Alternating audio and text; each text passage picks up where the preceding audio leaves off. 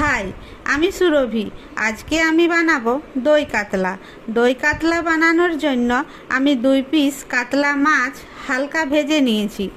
এরপর গ্যাসটা অন করে ওই কড়াইয়ে অল্প তেল দিয়ে গোটা জিরে, এলাচ ও 2টি শুকনো লঙ্কার ফোড়ন দিয়েছি। তারপর আদা রসুন পেঁয়াজের পেস্ট দিয়ে ভালো করে ভেজে নিয়েছি।